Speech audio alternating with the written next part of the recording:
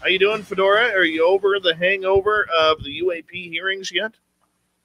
Oh yeah, I mean, me personally, I still haven't even done processing it yet. I'm basically going through it, minutes at a time, doing different analysis and looking into other sources that I could get to help with certain analysis. And so I've watched the whole thing, but I'm probably only about 33% through as far as like the kind of deep analysis that I like to do on these sort of things.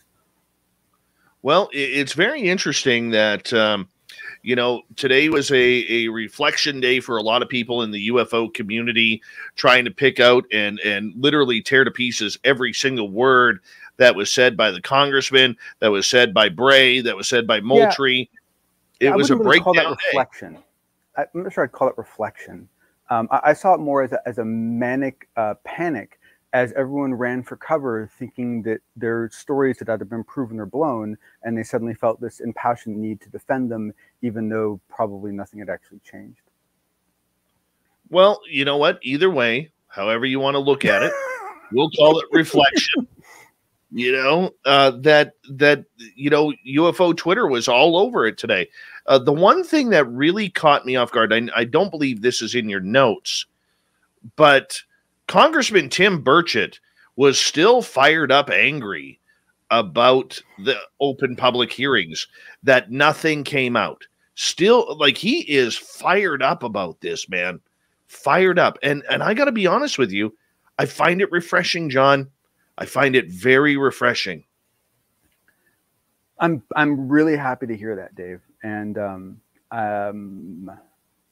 I hope there are many others that can enjoy it the way you were stating it. Me personally, I have serious trust issues with that guy. And for me, a lot of his statements that he's made, even though people get very excited about them because it's what they want to hear, they don't seem very genuine coming from him. And some of what he's saying is a little disingenuous, and it's designed to rile people up.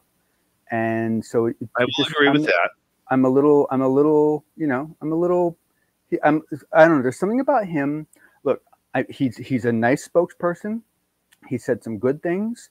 He spreads the conversation, which is a good thing. He's just he's not someone I would consider an advocate at this point.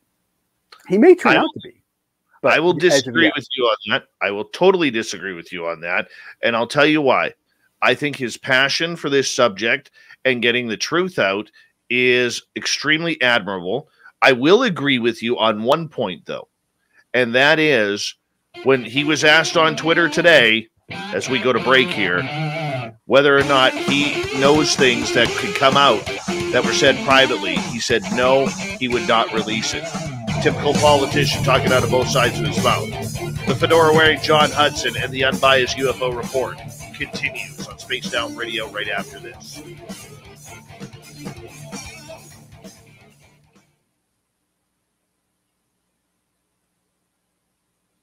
I like it when we disagree. Makes for better radio.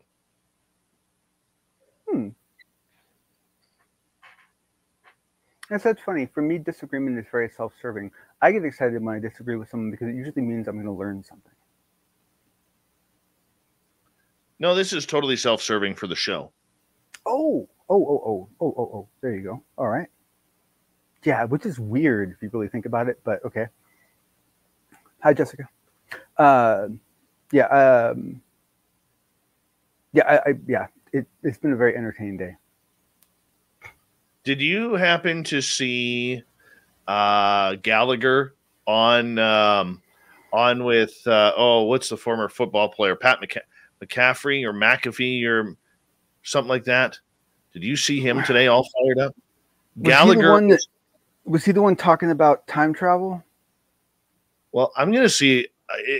I wish I could play the audio. This is where I hate YouTube. Okay, because us being a news station, we should be able to use that without getting struck, for copyright infringement. I realize there's fair use on it, and maybe I'm just too chicken not to use the. Yeah, Yeah, I don't know about that, Dave, because I mean, it seems to me like you know, I mean, can't you play terrestrial radio over as long as you're commenting on it perpetually? Yes, but YouTube has different rules. I could use his audio on terrestrial radio. All I have to do is give credit. But YouTube's a different monster because everybody's watching their own channels, right? And YouTube doesn't have people. They have algorithms making the call. Interesting. I've never really thought of that distinction. That's an important distinction. Yeah. It really is. It's not a good one. It really is not a good one. I'm going to see if I can find this at Rep. Oh. Yeah, I mean, I'm pretty sure I know the one you're talking about. And honestly, like, I was watching, there was so much going on today that I was a little out of sorts. And so I'm kind of I want to make sure that what I'm thinking of is what you're thinking of.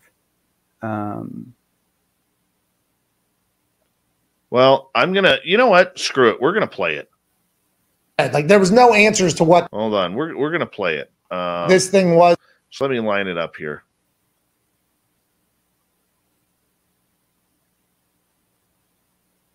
All right. Let's just play it. Be brave. Sound good? Dave. Be brave. You know, we're going to play it under fair use and give absolute credit where credit's due. We will give absolute credit. And I think it's Pat McAfee. Is that the guy's name? Yeah, Pat McAfee show. It's weird. I thought I watched it earlier, and now I can't find it in my my history.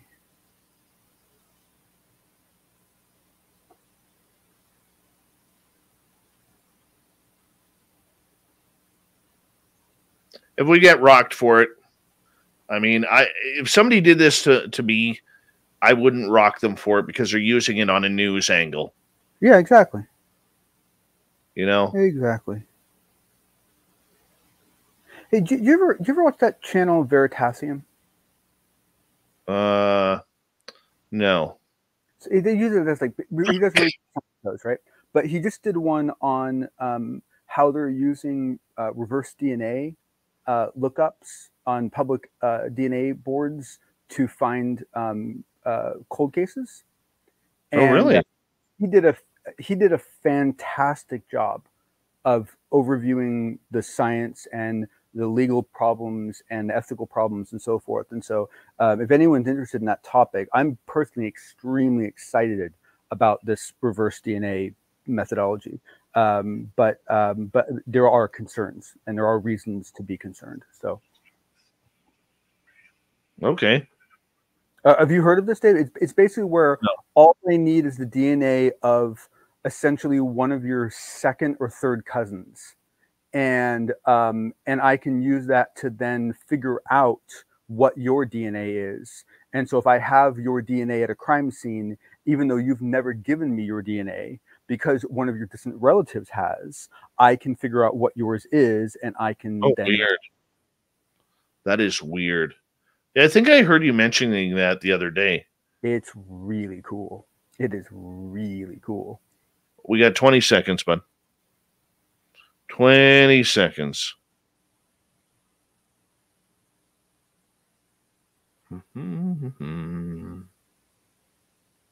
They've caught a bunch of people in California already for it. 5 seconds.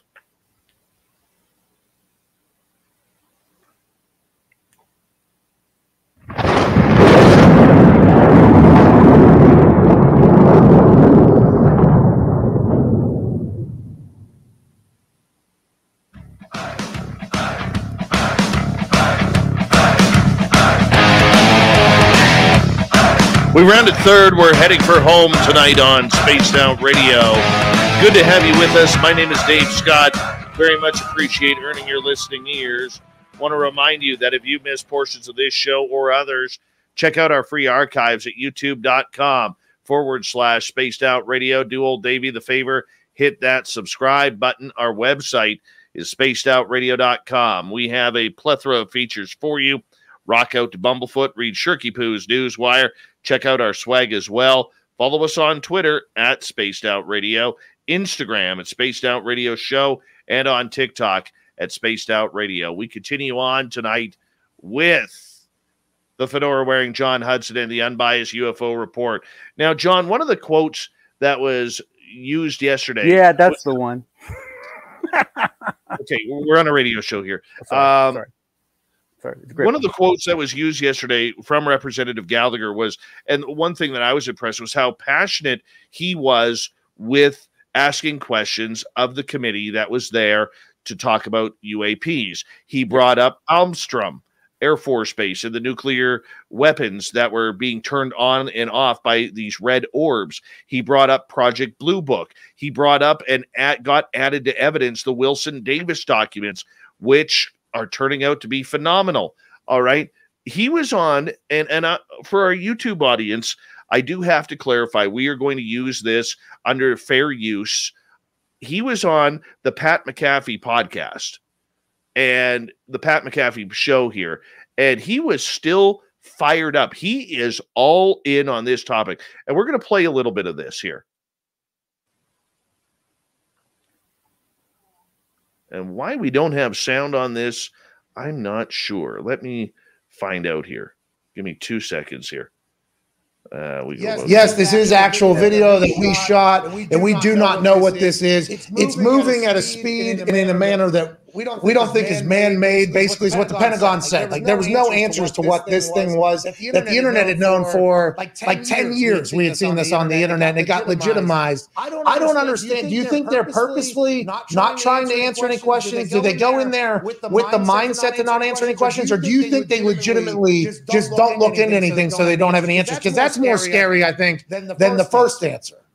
Well, I think there's a couple possibilities. One, it's possible that even these guys who've we've tasked and the Secretary of Defense have tasked with getting to the bottom of this and figuring out aren't aware of everything that the federal government is doing. Put differently, there may be some program they don't even have access to. And that's problematic, right? That should be the first hypothesis that we're able to disconfirm, right? Let's break this down, John.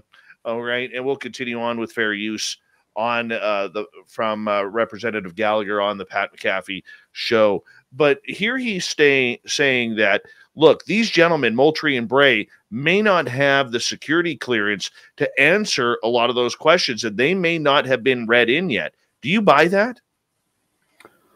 Well, this is part of my frustration, because you have serious double talk going on, because you have people that appear to be slightly more aware of how this works, which is indicated by what he just said, because essentially there is absolute truth to what he said, insofar as the U.S. government learned a long time ago that one of the main reasons why you have heads of departments is because you intentionally keep them from knowing whatever it is you don't want to show up in Congress, because they're the ones that will have to testify. And so you intentionally have a figurehead that you leave out because he is exposed, or she is exposed to congressional testimony. So what he's saying does happen. It is a practice. Now, is that what happened here? We don't know for sure, but it is a practice. Okay, let's listen to some more here. Hold.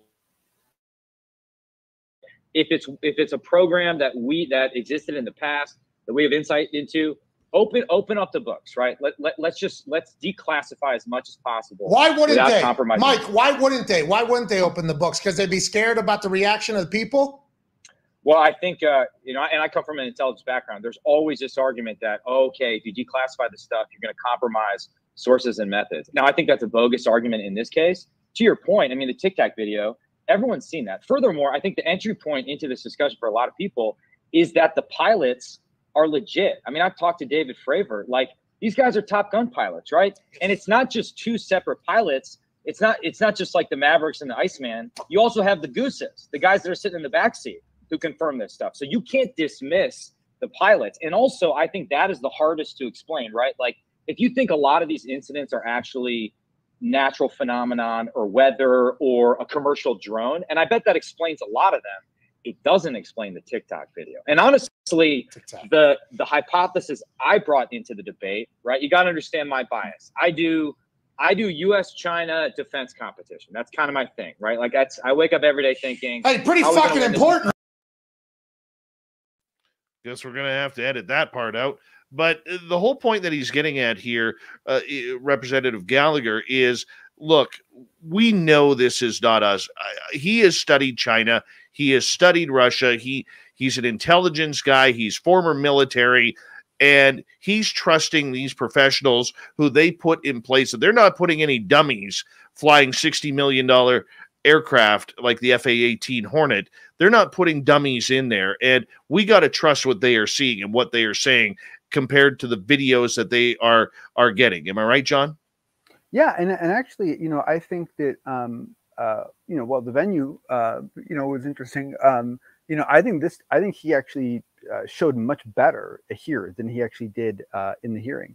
I think he came off as far more articulate and far more pragmatic in this interview in many ways. You know, I'm not sure I would have necessarily spoken to the time travel hypothesis, but hey, you know what? To each their own.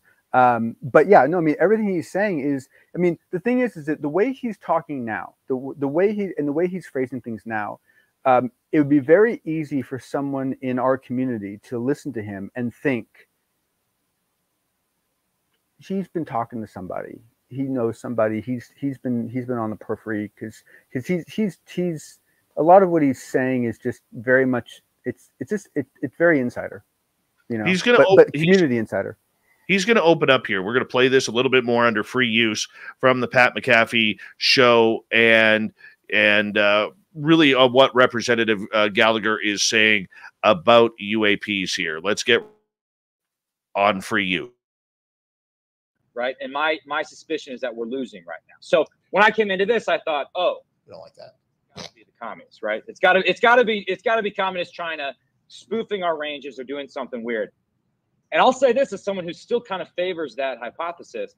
That doesn't explain the Tic Tac video. Yeah. I don't have a good explanation for the Tic Tac video, which is why you can't dismiss the extraterrestrial hypothesis. So I don't know, man.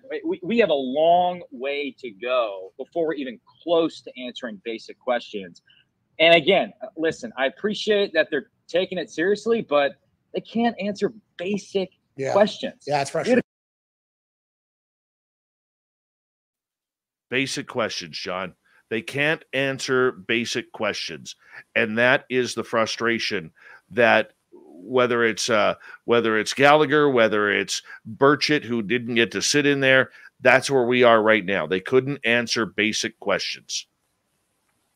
And yeah, and the thing is that anyone, I don't know. I mean, I guess there's some value for a representative to try to echo the perceived emotions of their constituents. So that might be a reason to do it. But fundamentally, anyone showing any surprise that either A, people would be put to testify that had no knowledge that they could give, or B, that they would have knowledge that they would not be legally allowed to give.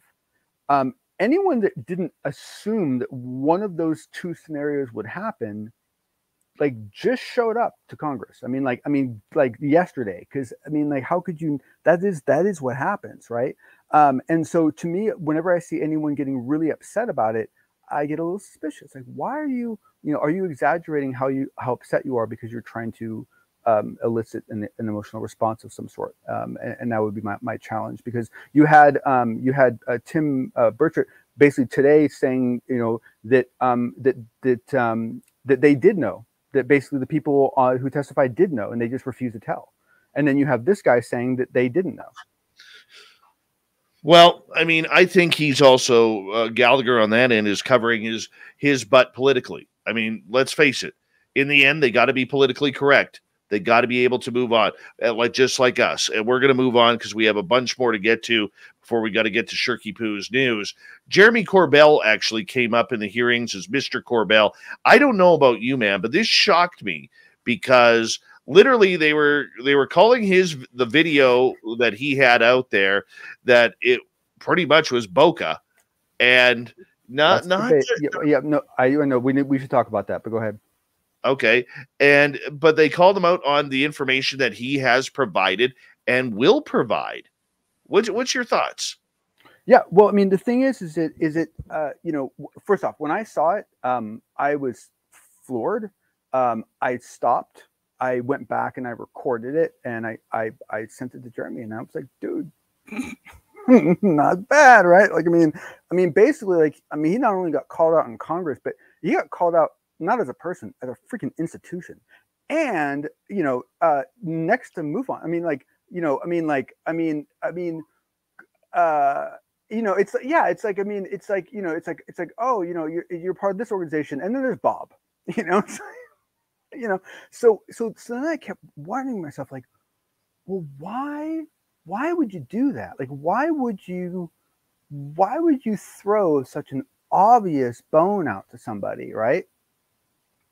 And then the discussion moves on, and you get to what you talked about, which is unfortunately become a very, very muddy discussion everywhere now, because people kind of over and misinterpreted some of what was said, and that essentially, you're right, they essentially made his video look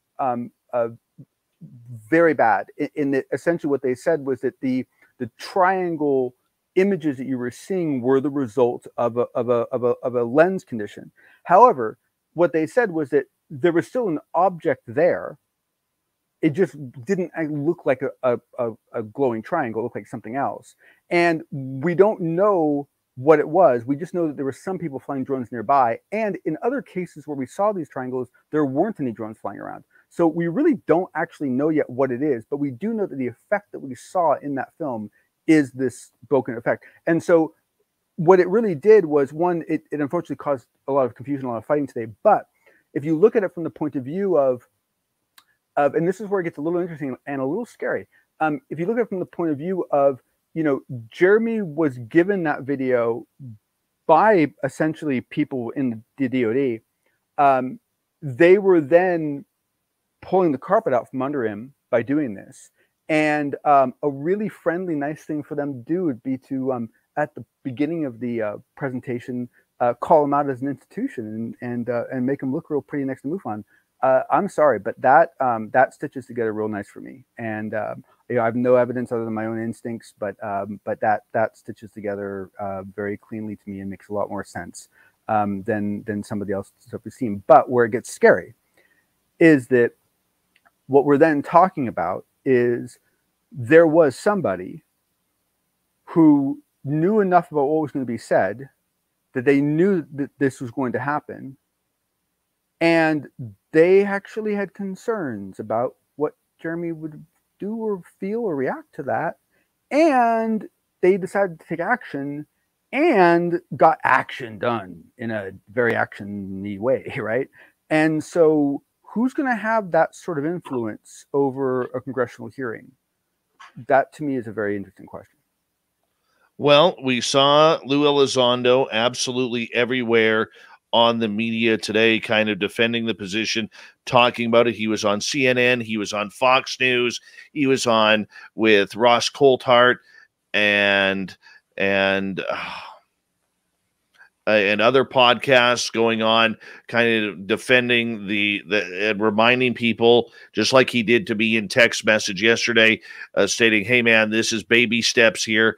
We need to be able to take the good out of this. It may not have been what we wanted or expected, but you know what? There was a lot more good than bad. And, you know, for a lot of us, myself included, we are trying to see the positive that was out there and could happen." What was your thoughts of the day's events throughout the media?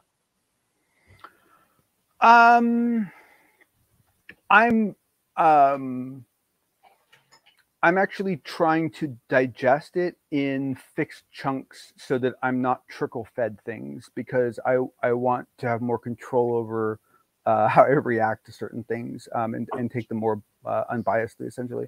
And so, you know, I think it's been very interesting. I think a lot of it's been very predictable. I think some of it's been a little unfortunate. Some of it has been certainly emotional. But I just, you know, I wish people understood that when you've been in an adversarial debate with anyone for any length of time, and I don't care how much you like them or love them or hate them, if you've been in a respectful, and one of them loses, it's not going to go over well for the winner to gloat about it. You know what I'm saying? Like, so I mean, there is this problem where essentially it doesn't matter if Corbell is right or Knapp is right or anyone else is right. If you then, run out to Twitter and start going, look, I was right. I'm sorry. You know what? I mean, look, I'm not saying that you can never say anything about it. There are actually very clever ways that you can bring it up and it doesn't sound so freaking nasty and slimy. But, it tends to fall that way. And so that ends up being part of the challenge. There's a lot of kind of I told you so's being floated around today that are not only not helpful, but they aren't even actually valid because not a whole lot has actually changed. Well, nothing has really changed. And that's where we are. We're still where we are as we were a couple of days ago. We just have it in public now. Yes, but we do have one very important change, and that is that we have the Wilson documents entered into congressional record. Yeah, let's talk about that. We have we have 4 minutes. We'll skip Shirky Poo's news tonight, and we'll get to that tomorrow. So we have 4 minutes. Were you more shocked by that or by Corbell being announced? Wilson documents. Okay, yeah, I think so too. Not too far off. I could literally feel Dr. Eric Davis, because he is the man behind him, and he's never really talked publicly about him, all of a sudden shrinking in his chair, trying to be like, oh my God, I just got called out in front of the American public. I hope he was with somebody. Oh, yeah, no, that was nutty.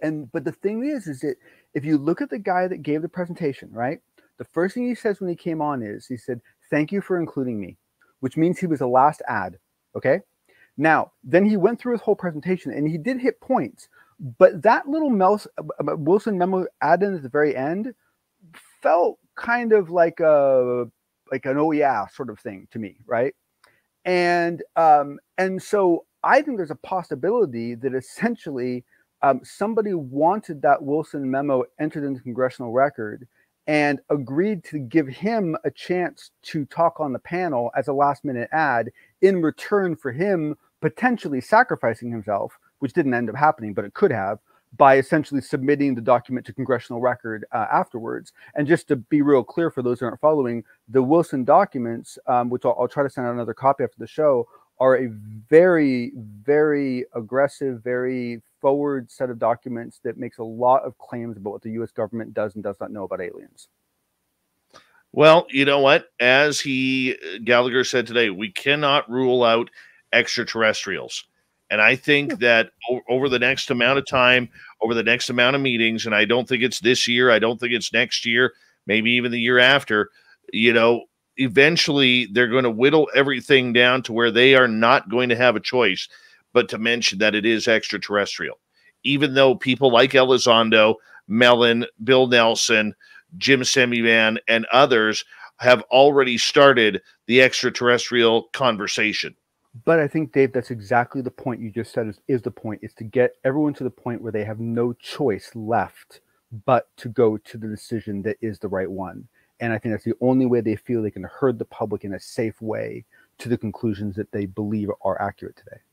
See, and John, I where you and I may disagree, and please, I may be overstepping my boundaries here when I say that. All right. I think a lot of these politicians already know that it's not from here. All right. I think they already know that these are of some sort of extraterrestrial or ultra-terrestrial phenomena. They can't come out in public and say that. There is too much to risk. There is too much that is at stake, both in the United States and around the world. Now, that may sound like an excuse, but from what I have heard from people I've talked to, I know that this is a grave concern because they already know it's not Russia and China. They know that this stuff is not man-made. And outside of the swamp gas dude, and that's all I'm going to call that guy, is swamp gas dude, the congressman, the others were at least somewhat in touch with what was going on, and yet we haven't heard from Rubio or Gillibrand as of yet. We got 30 seconds. No, she did. No, my understanding is that Gillibrand did make a statement. I haven't read it yet, but my understanding is she did make a statement. But Rubio has been quiet. And yeah, I mean, look, this was a surprise for a lot of us. It was kind of a thrill to us, and we got to enjoy it, and we get what we get out of it, and we learned something, and hopefully that means the hearings are better next time. Well, we're going to find out. We're going to find out, because as long as we have Burchett, as long as we have Gallagher, and they want the disclosure, they want it on the table, I think the fight continues, and we need the fight to continue. For anybody in this community, hey, it's going to put a lot of us out of jobs, a lot of podcasters out of jobs. Hey, and I don't mind. And if Canada opens up a Woo desk, I know I will apply for it. I will. But until then, fedora wearing Jon Hudson, thank you so much for joining us.